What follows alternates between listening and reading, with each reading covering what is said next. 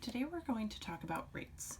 Now, rates are particular types of ratios that we discussed in section 7.1. So a rate is a ratio that contains two quantities with different units of measurement in the numerator and denominator.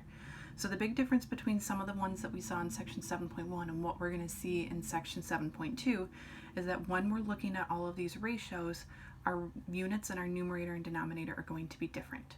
That means, unlike the ones where we cancel out units of measurement or labels that are the same, we're going to make sure that we keep all of our units of measurement labeled appropriately in our reduced and simplified rates.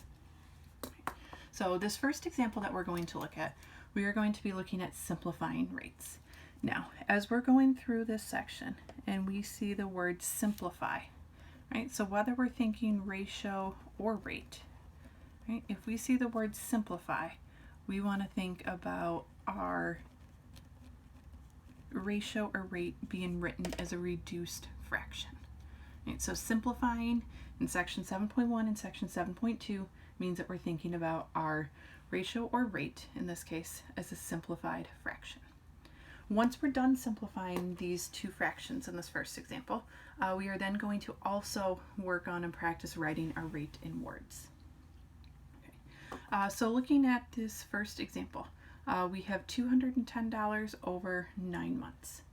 So we're going to look at these, and if we compare these, 210 and 9 are both divisible by 3, right? Because 21 is divisible by 3 and 9 is divisible by 3.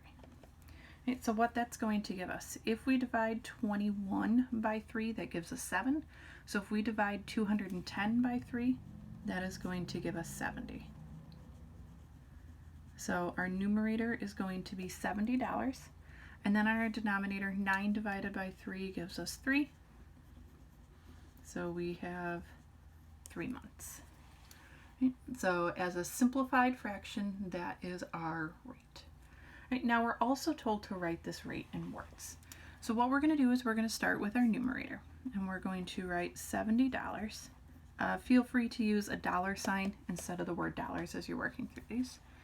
And then we're going to put in the phrase for every. Right, so that's going to take place of our quotient bar or division bar, 3 months. So $70 for every 3 months. This for every that we see is a commonly used phrase when we're writing our rates in words. Right, so now we're going to look at example B. Right, and as we're looking at this one, we're going to start the same way. We're going to start by reducing. Right, so 42 and 7 are both divisible by 7. So we're going to divide both our numerator and denominator by 7. 42 divided by 7 gives us 6. So we have 6 pounds in our numerator, and then we divide by 7. 7 divided by 7 is 1, so we have 1 inch. Notice that our denominator is 1.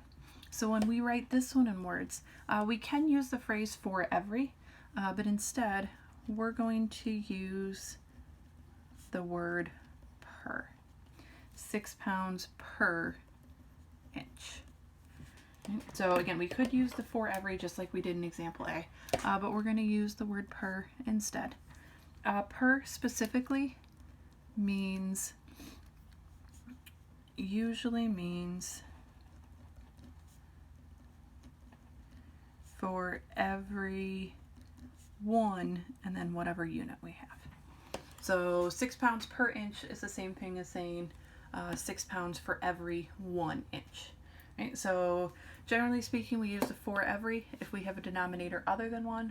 We use per if we have a denominator of 1. Again, if we're thinking about simplifying rates or ratios as we did in section 7.1, we're thinking about these as simplified fractions. In the next example, we're going to continue to see more rates that have a denominator of 1, and we're going to call those something different. But as you're going through the homework, as you're going through exercises, if you see the phrase simplify the rate, you want to think about your answer being a simplified fraction.